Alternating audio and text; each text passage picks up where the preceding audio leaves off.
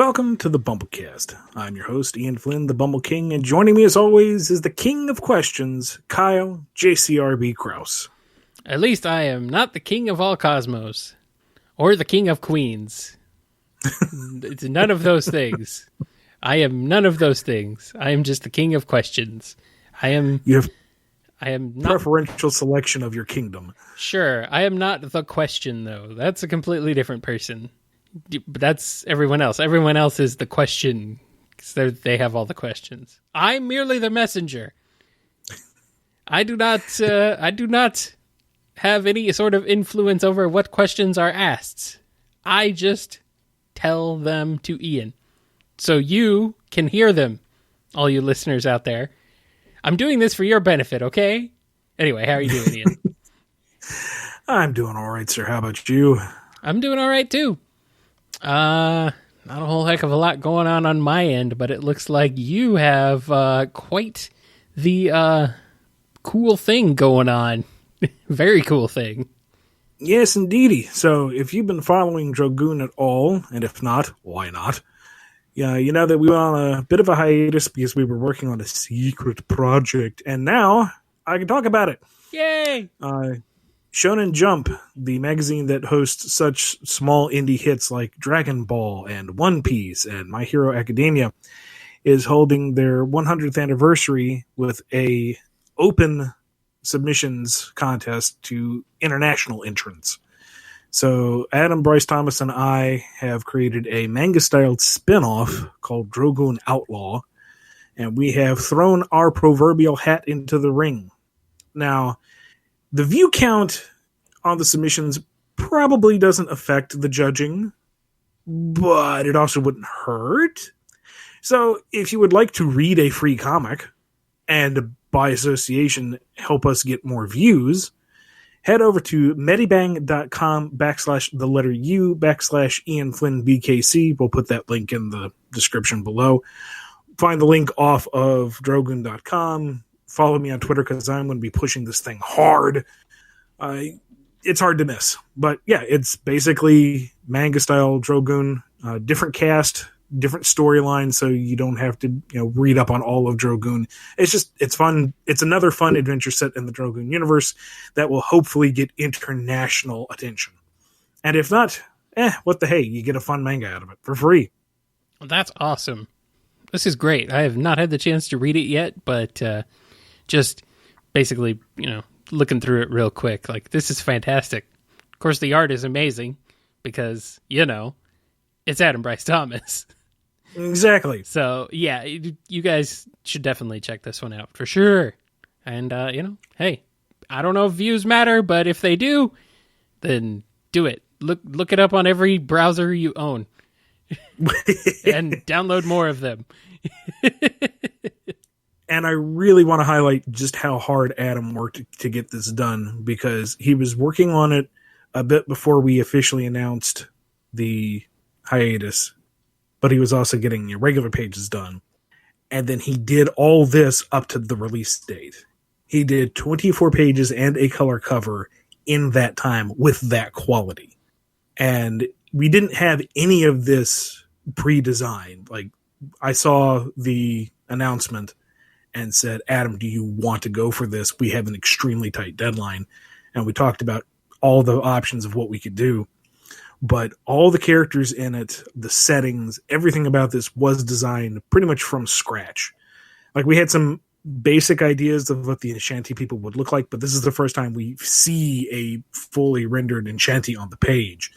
So he did a ton of design work, never mind the layouts, never mind actually drawing it and lettering it and adding the screen tones and all that. So he has done a Herculean effort, and he should be very proud, and you should read it because, he's good.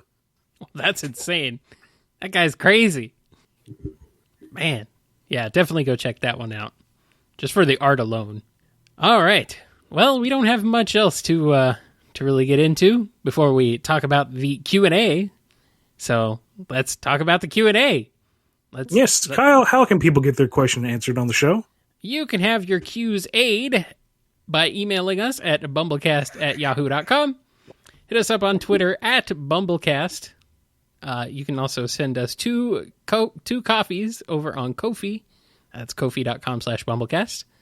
Down in the YouTube comments of any video, or via Patreon comments, messages, or over in the Ask Q&A channel on Discord. Keep in mind that if the question has been answered within the last few episodes, is on the FAQ at bumbleking.com, or is about past Sonic plans, we likely won't answer it. If your question has been answered in a while, check those places. First up, priority Q&A. Gonna do the two Ko-fi questions first. First up, StarMech. I'm a bit curious in regards to Eggman's badniks in the IDW comic. Like, do all run on small animals? Even the ones that used to not to, like Eggmans and the other bots from Sonic Heroes? Which games are you not allowed to take badniks from? Either way, keep up the good work. Thank you very much. This one's kind of hand-wavy, wishy-washy. Mostly they run on animals, but I've been asked to kind of skew away from showing the animals popping out just so there isn't a question of where do they go after they've been freed in the scene.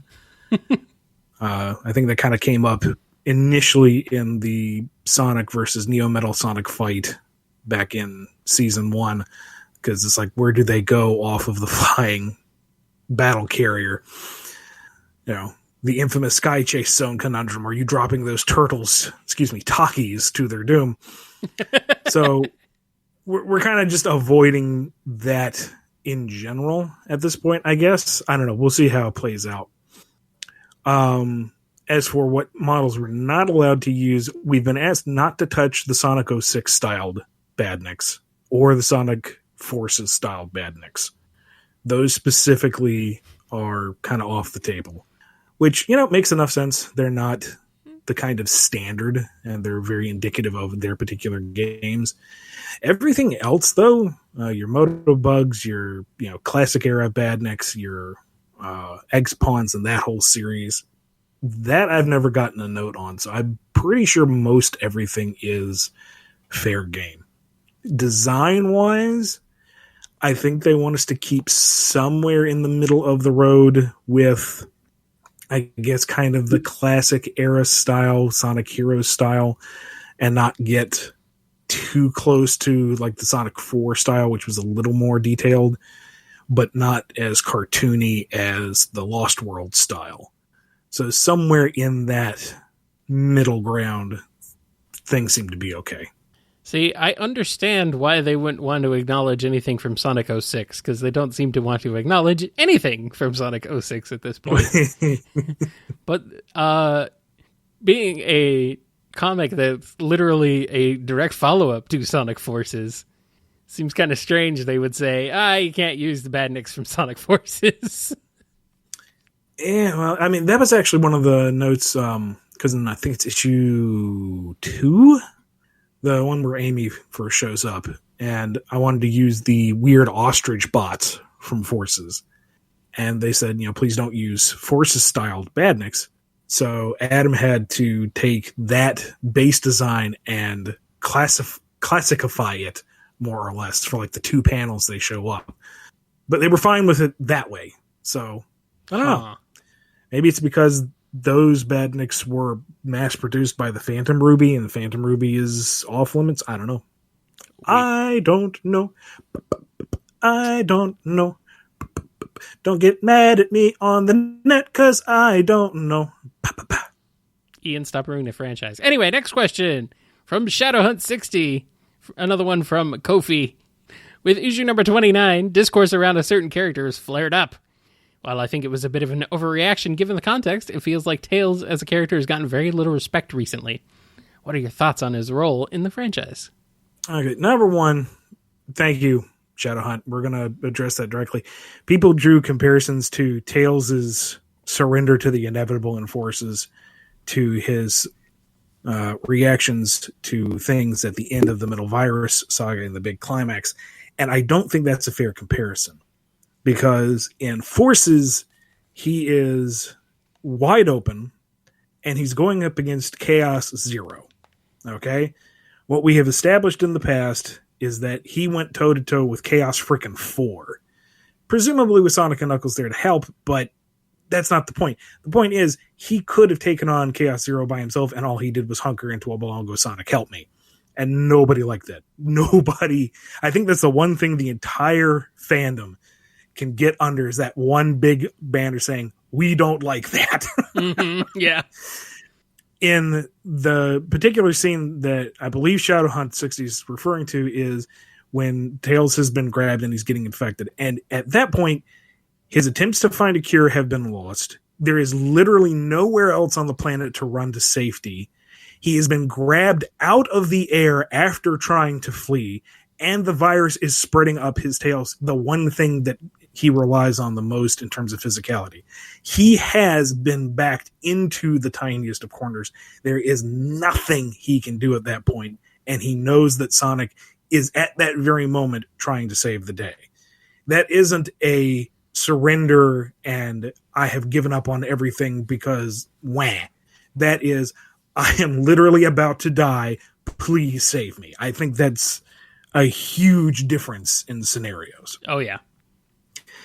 Now, in terms of how he's been used overall through the franchise, I believe the best way to sum it up is schizophrenic. You had his rise to maturity from Adventure to Adventure 2. With recent discourse online, I had to laugh because, talk of consistency within the franchise has been a big topic. And I remember back in the day when they trotted out SA2 and Tails is running around in a battle mech blowing stuff up and people cried foul. It's like, okay, he tinkered with an airplane. How do you go from that to Eggman's intellectual rival? When did that transition happen? What? No, this is some weird retcon. And people have since embraced it. And there's a whole lot more discourse to be had there. I don't want to get into it right now. Point is, he had that arc, and then in Heroes, he seemed to be kind of not redacted a bit, but more childlike in a support role. I think part of that had to do with the voice acting, too. And he kind of regressed. And from there, it was a downward decline to Forces, which is the lowest point for the character. He had some nice snarky bits in Lost World, I could say. I like the dynamic where he can sass with Sonic, where he isn't just this doe-eyed second banana. But in terms of practicality and usefulness, it hurts. Like in Unleashed, when he's being menaced by the Dark Gaia Titans. It's like, yeah, they're super powerful enemies, granted, but his reaction is to fly away and hide. And this is a Tails who single-handedly took down the Egg Walker, a giant stompy bot that had an RPG launcher, I'm not saying to be an easy fight. I'm not saying that he would attack it head-on like Sonic would. That's not his style. But to run away and hide never sat well with me. Yeah. Then again, it bugged the crap out of me that he barely flew at all in Sonic X. So, I don't know. Feels like Tails has been done dirty for most of the past 20 years. Kid needs a break. That's probably true of most of the characters in the Sonic universe, to be honest. Knuckles, my poor boy. Yeah. All right. And the next one, we've got one from tKoS or tKoS. I'm not 100% sure how to pronounce that. I still don't know. I know you're listening right now, so let me know what that's pronounced like. And anyway, what's the population of a new Mobotropolis? Don't need to get too specific. A rounded up number will do just fine. Good question. Very good question. Especially someone who never really took that into account. You'll find out in Lost Hedgehog Tales. Because I don't think that was ever really clearly established. Knothole City apparently had grown up a fair bit when Sonic got back from space. But we didn't really get a good look at how big it had become at that point. Saying that Eggman was able to teleport them all into the egg grapes kind of stretches credulity, but this is also a book about a blue hedgehog cartoon character who breaks things with his face, so we're given a little bit of leeway. And I don't know what a average city size would be, to be honest. I don't think New Mobotropolis was anywhere approaching like New York City or Toronto levels. That would be obscene. But I don't know, because you got to factor in the cartoon nature, the fantasy nature of the city, and the practicality of it. I don't know. I feel like if I just throw out some random number, it's not going to sound right no matter what I do. You know, if it's a few hundred, that sounds way too small. If it's a few thousand, it kind of begs the question, how did Eggman catch them all that one time? If it's a few 100,000, I think you're approaching actual city proportions, but then that's way too big of a number to really take into account. So I'm just going to say substitute for X and fill in what you think works best. All right. We got our next question here from Ink Pants, who tries to blame me for this one. How dare you, sir? What did you do, Kyle? I didn't do anything. Ink Pants. So just how much NSFW Sonic literature have you written, Ian? Don't worry, we're all friends here. It'll just be between you, me, and the internet. P.S. I am so sorry. Kyle forced me to ask you this. I'm just the messenger. That is a lie. I said no such thing. I did not force you to do anything. You were capable of doing whatever you want. You can't blame this on me, sir. No. Anyway. I don't know. Would you count Other M as not safe for work in terms of themes and violence? Maybe, I guess. And there were a couple of gory bits, I guess, here and there. In general, none. I would say I didn't even really tread that far in terms of fanfic back in the day when I was, angsty teen. But no real not safe for work stuff. I guess in my misguided youth, the thought was more to approach mature themes and storytelling with Sonic without actually going too far. Yeah. Graphically, I suppose. Yeah. Older and wiser and embittered as I am, I really, really rail against that mindset at all now. It's like Sonic is a bright and colorful thing that can tackle dramatic moments in a shonen manga sort of way, but it should never really cross into anything beyond a soft PG-13. That's just not what Sonic is. If that's what you want it to be, there is, I'm sure, plenty of fan material to sate your appetite, but mainline Sonic should never go down that path. But hey, you can always go play Shadow the Hedgehog. Yeah, even that's kind of kids' glove version. I know, but they had to invent a whole new ESRB rating for that game, Ian. I know. Oh, it's so silly. It is. It's very silly.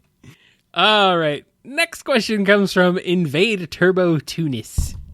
Ian, how familiar are you with the Ratchet and Clank series? I'm asking this because it's my favorite video game series and franchise overall next to Sonic, and I think you would be an amazing writer for it, especially with its over-the-top humor and action if the series went back into comics. If you know about the series, how would you make it into a comic story-wise, or would you just adapt the games into a comic? I'm not familiar with Ratchet and Clank at all, aside from I know which one is Ratchet and which one is Clank. Yeah. I'm fairly certain which one is Ratchet and which one is Clank. Clank's the robot. Yes, good. I was right. Yeah. In terms of adapting it to comic form, that kind of depends on what the IP holder will want. Are they Naughty Dog? I think so, yeah. Sony, okay. At least. Yeah. Like, if they would want a straight-up adaptation, then I would have to do a fair amount of research. But since they are fairly story-driven games, I guess, in so much as, like, any mascot platformer is, I don't think that would be too hard of a transition. If they want to do in-between stories, like if there's subplots or plot threads that don't get directly addressed in-game, that could be adapted. If they want brand new adventures, sure, whatever. I would just have to do a serious amount of research beforehand to do it right. But it all depends on what the scope of the project is, who is publishing it, how many issues do we have, what does the IP holder want us to do with it. Lots of outside factors before I can even begin to formulate a battle plan. Okay, and it's Insomniac, not Naughty Dog, yeah. But, I mean, from my understanding, and I have not played the Ratchet and Clank games myself, watched a little bit of them, the sort of like the tone and the themes are actually pretty similar to Sonic. So, you've got animal characters and robots in a sci-fi world. It's like, okay, well, I mean, you can easily, I think you could easily transition from one to the other, and you'd most likely be just fine. Yeah, from what little I've seen, it looks like Ratchet and Clank is closer to a harder sci-fi. Yeah, where Sonic skews more science fantasy, but right. It wouldn't be too unfamiliar territory. No, I don't think so. But yeah, it definitely is a bit slightly more harder sci-fi, but still very cartoonish. So, and there's a fair number of games in that series, right? I think so. Yeah, I do want to play them. They do look like fun. They're those games. I'm like the resurgence of mascot platformers during like the PS3, Xbox 360 era. I've kind of wanted to get into those, like Sly Cooper and Ratchet and Clank. I just haven't gotten around to it, but I do want to play them. They look like fun. So I wonder if there's a easy to find like collection edition.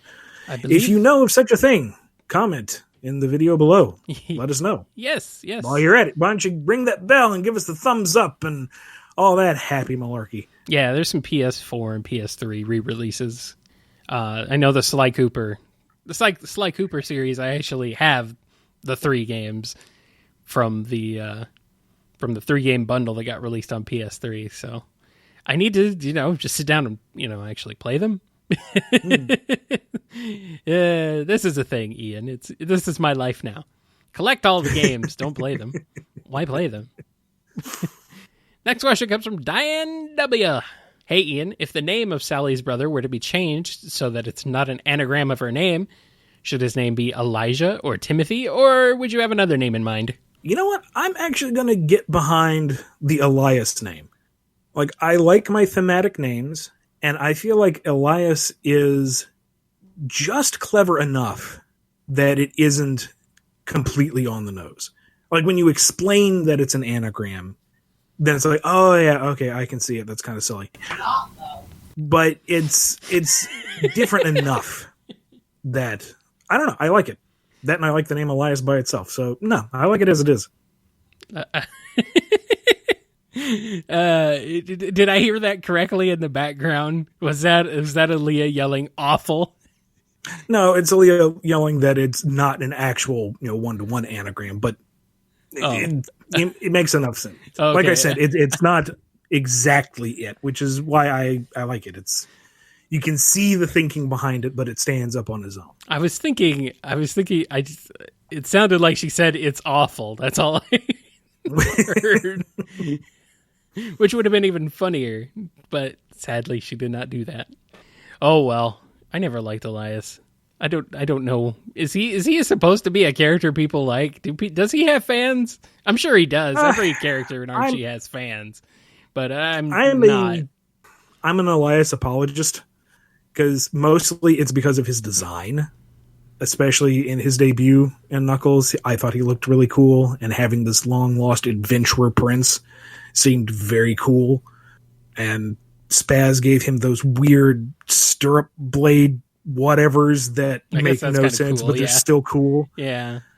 And I kind of sympathize with his story. It's, he grew up in this island paradise, kind of aloof of everything. And he finally comes home and finds a very broken family and kind of gets thrusts into this political drama that he is not prepared for and has no interest in. And, and in the process of running away from it, finds maturity and settles down and realizes, okay, I got to do this. It's not about me. It's about everyone else. And he gets a little stuffy at points, but I don't know, his whole arc is, when taken at the macro level, interesting enough. Okay. Next up, one from Chris A. 3 years ago, Ian, you said that IDW bring back and completing older runs of fan-favorite comics like pre-reboot and post-reboot Archie Sonic. Could it do the same with Sonic the Comic? I'm 99% sure you never said any of that, Ian, but okay, go ahead. 3 years ago, I can't even remember breakfast. I'm pretty sure what I was saying at the time was that IDW is known for bringing back old runs, that there is most definitely a demand for Archie material reprint, and that I would not be surprised if at some point they were able to work out some kind of deal and do that. I don't know what they would be able to do, how much they would be able to do, what that would have on, what bearing it would have on the main book. I don't know. That's all above my pay grade. I'm just saying that it might happen. Don't hold your breath waiting for it, but it wouldn't surprise me. As for Sonic the Comic, that kind of falls under the same umbrella. I don't know if they can get the rights to it. My understanding is that the copyright laws in England are different than in the US, and there are some creators who lay claim to their contributions that might make reprinting a bit of a snare. I don't know. It's not something that I have looked into myself because I'm not the publisher. It'd be neat if they did, though. Sure. Yeah. Bring them all back. Eventually. Hopefully. Maybe. Don't get too excited, though. Next question is from Scruffy Matt. In the wake of the Metal Virus saga, I was wondering what each of your favorite zombie games and or movies are. For me, that's a very short list because I don't like horror stuff. I am a pansy baby man who really can't handle it. That being said, I played a fair number of the Dead Rising games. Yeah. Because while they are zombie games and they definitely have their horror elements, they don't feel like your typical horror game. You know? It's not so much the dread and the fear as you're just in a very hazardous environment that happens to have zombies. And it's very quirky in its own delightful, lovable way. They're more like goofy Halloween games than actual horror games. Mm-hmm. And those are the kinds of games I usually like too, yeah. But that's it. That's my horror intake. Yeah, for me, movies is I just don't watch horror movies either. I'm not really a horror kind of guy. Not because I'm scared of them or anything, really. It's just kind of like, it's not my thing. I did watch the Resident Evil movie, and I guess that was okay. That's just horrible. Yeah, it's not great. Not great. Definitely not a good adaptation of the original source material. Plan 9 is not a good movie at all, but, you know, it has this cheesy charm. It's one of the earliest zombie movies, so that's a thing. Zombies caused by aliens, sure, why not? It's terrible. Don't watch it. Or do, and laugh at how hilariously inept it is. Even from the time it was made. But yeah, like you, I have quite enjoyed Dead Rising. It's definitely a lot more funny than it is gory or anything. So, but Half-Life actually is one that I liked. Half-Life 2 especially. It's definitely creepy, but it's not like freaking like super scary or anything. I don't know. I had a hard time getting through Ravenholm. That was not a good time. I liked Ravenholm because I was like, yeah, I got the gravity gun. I can grab these saw blades and rip these guys right in half. It's freaking awesome. I suppose. That's freaking awesome. Let's see. My first horror game, my first exposure to horror games is actually Resident Evil 2. And I still have kind of a soft spot for it, especially now than going back to it. It's definitely a lot more silly. It definitely has more of that Konami or Capcom cheese on it than I kind of realized at the time originally when I was, I don't know, 8, 9. So yeah, That's one of those games that still has kind of a soft spot for me, but I do remember it being pretty creepy at the time, kind of scary. As far as other classic games, Zombies Ate My Neighbors, yeah, that's a great one. That's just silly. It's just a silly game. There's nothing scary about it. But, going around trying to save your neighbors from zombies and other various monsters. It's one of those LucasArts classics. And then Zombie Nation, or Samurai Zombie Nation for the NES. Don't ask. It doesn't make any sense. You're flying around as a giant samurai head trying to, I don't know, stop zombies? I forget exactly. It's an NES game. The NES was weird. Good music, though. And finally, for the priority Q&A at least, here's Andrew D. How did you two meet, and how did the idea for the podcast come about and get executed? Okay, so we met through Aaliyah, because she knew you from Overclocked Remix. Mm-hmm. And I seem to remember I mostly got wind of you and what you did when the two of you collaborated on the Summoning of Spirits album. Yes. Because the two of you worked really, really hard on that. So that was the kind of long-term topic of discussion, was the project and what you and Leah were doing with it. Yeah. And then that's how I found out about KNGI, which you should listen to. It's a good show. And I should listen to it more myself. And then I was thinking about jumping on the podcast bandwagon late to the party, but, why not? Sure. And I've had a little bit of experience in radio and voice work, but in terms of the technical side of things, I have no idea what to do. So I knew through Aaliyah that Kyle was a stand-up guy, a reliable guy, someone who knew what he was doing, and very easy to work with. Boy, do I have you fooled. So we had you up here visiting, 2015, August 2015. Almost exactly 5 years ago. Mm-hmm. And we were, showing you the sights and, just palling around and hanging out. And I'm biting my lip because it's like, he's up here to vacation. Don't talk about work. He's up here for vacation. Don't talk about work. Hey, Kyle, can I ask you something? I want to do a podcast, and I don't know how. You do know how. You want to do a podcast? And I said, oh, hell yeah.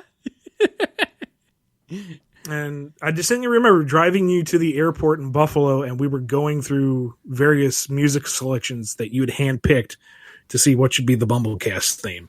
Yeah, and we were going through a bunch of different ideas, and we were talking about what we were going to do with it. Yeah, we spent a solid amount of time that whole week I was there, definitely pitching ideas back and forth and coming up with stuff. And I kept yo-yoing, going, he's here for vacation. Don't talk about work. He's right here. We should talk about work. And I was super excited because I'm like, Ian wants to do a podcast with me. Oh, I'm super down with that. So, yeah. What's funny is you're like, I shouldn't ask him about this. And meanwhile, I'm over here like, man, if he asked me to do a podcast with him, that'd be really freaking cool. I mean, I don't think I was actually thinking about doing you asking that, but the fact that you did, it's like, yeah, okay. Yes, I will do that. Of course I would do that. Why wouldn't I do that? So, and here we are, 5 years later. We're still doing it. And we're still having fun. Yeah, we are. Yep. Thank you to all the patrons who have allowed us to continue to do this for this long. Indeed, indeed. Speaking of patrons, we're going to try out a new feature to the show as we can.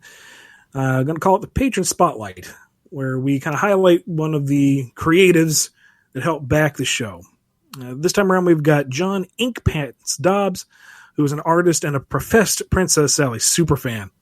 If you want to look up his commission info, head over to twitter.com/a fox in a dress. There's a particular status update for that. We'll put the link because that's a lot of numbers to read out loud. Yeah, I think it's the pinned post too, so it's right there on the top. So you can read his webcomic, Access Memories. That's www.webtoons.com. /en/challenges/access-memories, etc., etc. Again, we'll have a link there because it's not a very easy URL. You can find them on Twitter at twitter.com/a fox and address at patreon.com/Dobbs Draws. That's DOBBS Draws. And you can help them out via Ko-Fi. That's ko-fi.com/inkfox. This guy's been really cool in the Discord. It's been really awesome to have him there, along with everybody else, of course. So if you want to join in on the Discord fun, patreon.com/Bumblecast. That's how you get in there. All right. Doesn't matter if you're $1 donator, $5, $20, $50,000 if you're crazy. Sure. Just come on in. The water's fine. Indeed. And, go check out John's stuff. It's fan-freaking-tastic. You've probably seen some of his Sally drawings pretty recently. And he's actually apparently featured... He has some very old art featured on the interior... as one of the interior pieces on the old Sat AM DVD box set. So this guy's been around, apparently. Kind of funny, the connections we ultimately end up having. All right, let's break on into the standard Q&A. First up, from PC the Unicorn. One of the egg bosses I was really interested in was Nephthys, since she raised an interesting point as to how Sonic and Eggman feud with each other causes so much destruction for everyone stuck in between. What happened to Nephthys that led her to this way of thinking? And is the point she raised to Sonic would have been something that would be further explored, in which we meet more characters that aren't allied with the Freedom Fighters or the Eggman Empire? They simply want to survive the ongoing war. I think maybe part of the reason I had trouble reading this is because there's a few grammar errors, but that's okay. I hope you get the gist. What happened to Nephthys particularly? I don't think we had quite spelled out just yet. The primary thinking was that she and the Desert Raiders were more or less all collectively caught in the crossfire and decided amongst themselves how to handle it. Had we the time, we might have been able to delve deeper into that backstory. I don't know. In terms of other factions showing up that were not one side or the other, again, hard to say because we didn't get to fully investigate that region fully beyond, just the... Let me start that again to make sense.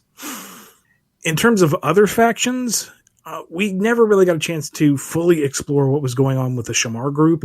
So I feel like introducing other factions that had the same kind of shtick would dilute what their story was about. Had we fully investigated their story arc, maybe we could have seen other factions show up, or maybe what they had would grow into something larger. But I don't know. That's all up in the air, pie in the sky, what could have been stuff. And our next question comes from Red Scarf UK.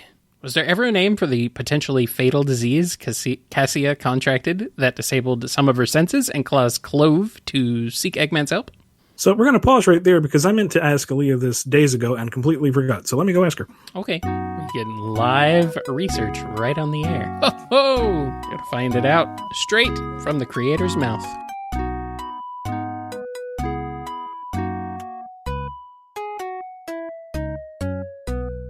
Well, I asked Aaliyah, and no, there was not a particular name for it. The whole point of the disease was supposed to be a mystery. Nobody knew what it actually was or how to directly treat it. Beyond that, we don't know, because never got a chance to fully investigate that story either. Blomp, blomp. Typical. Dang. Vlad Chang is our last question of the day here. This one says, "Hi, Ian and Kyle. The Metal Virus saga has been so exciting, and it's bittersweet to see it come to a close. But I wanted to ask you about Sonic himself and all of this. In Sonic Battle, Sonic has a technique called Sonic Heal, where he vibrates his body like the Flash to heal himself. Seeing as Gimmerl exists in the IDW verse, it's safe to assume Battle is canon to this verse as well. and that technique as well. Is there a reason that Sonic never attempted to use a technique on panel or off? Was there a reason it wouldn't have worked while his running did? Or did you forget / leave it out for narrative purposes? Not everything in-game can count as canon, especially between games. For example, in Sonic Battle, everyone had a healing move. So does that mean Rouge should have been fine? Does that mean Shadow should have healed himself? Should Cream have been immune because she could heal herself?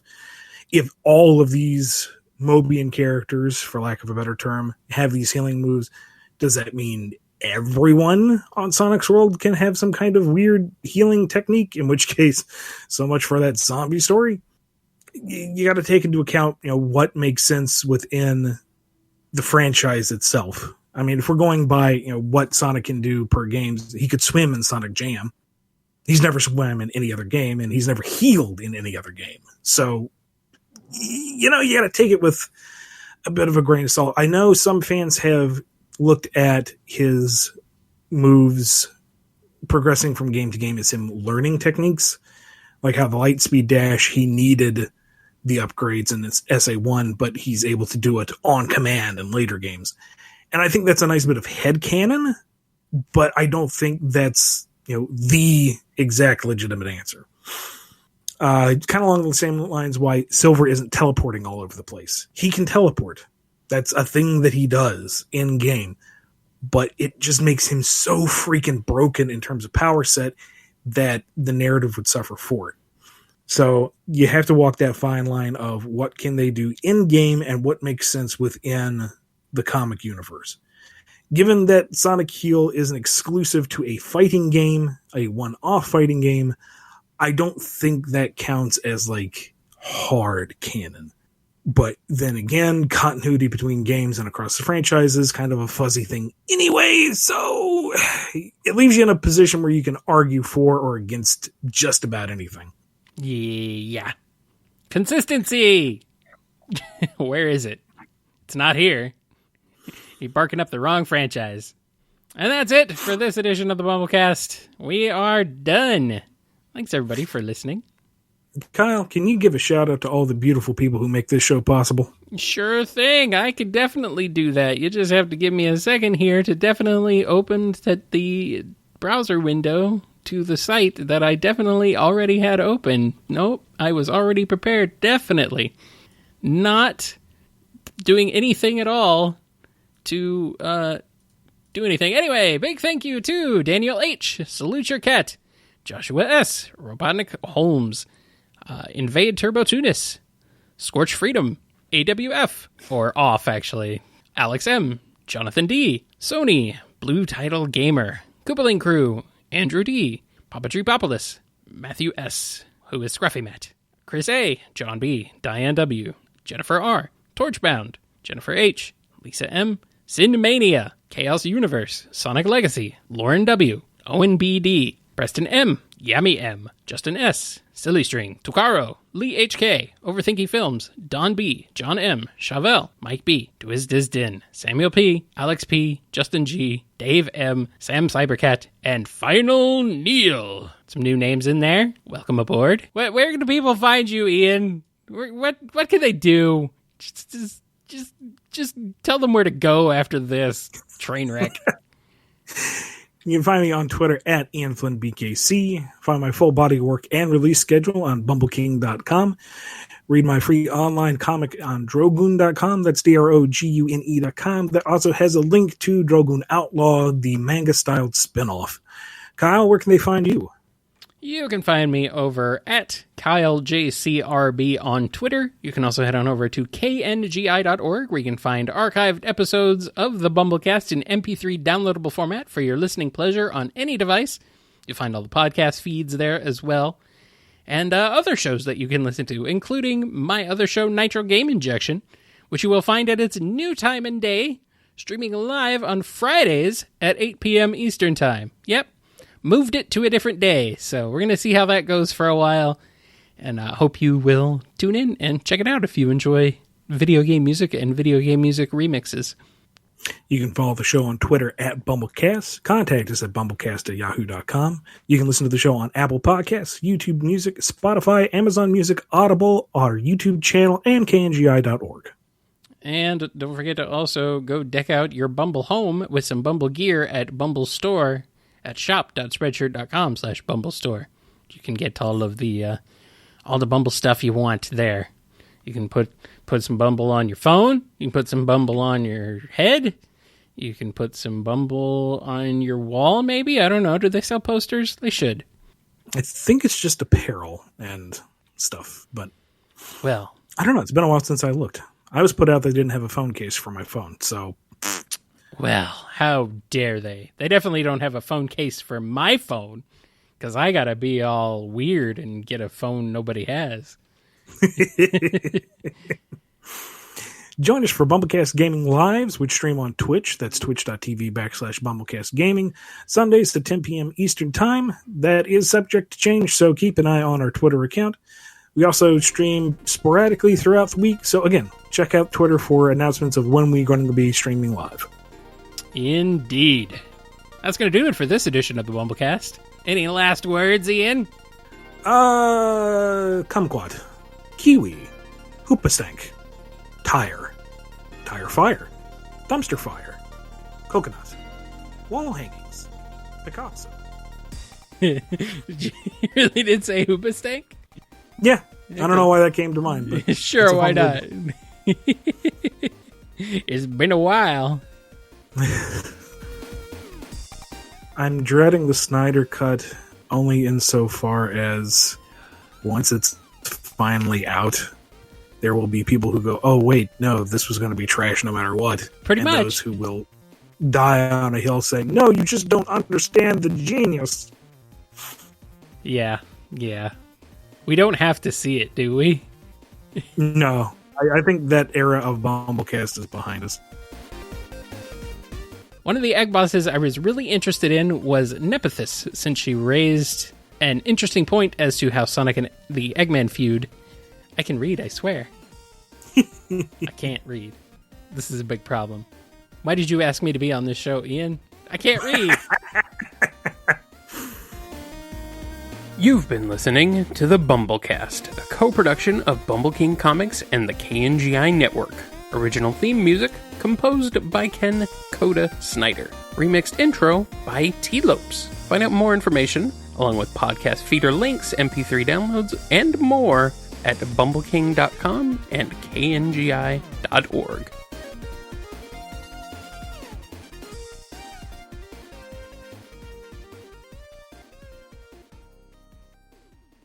So, just a casual conversation, Aaliyah sparked a bit of madness within me. Oh, no. Another project that I will never actually sit down and do. Mm-hmm.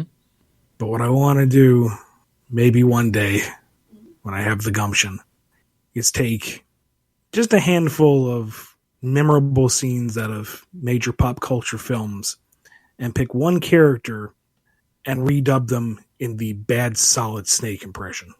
Bad Solid Snake impression? Obi-Wan never told you what happened to your father. Oh, okay. Luke, I am your father. Yes, but why is the rum gone? Yes, you gotta do that. You should do that. And each video would be like specifically one character, and then the credit roll and apologies to David Hayter, and then one bonus scene from the same franchise just with a different character. So, do the first X-Men movie, all is Wolverine. Cyclops, what does that make you? Wheels? And then at the end, just have that bit with Storm. Do you know what happens to a toad when it gets struck by a lightning? The same thing that happens to everything else. That is a terrible line. Holy crap. Yeah. It is. It absolutely is. It is so bad. Never really registered to me how bad it was at the time, but it's really bad. The poor X-Men. Oh, well. Oh, the Snake doing the Independence Day speech.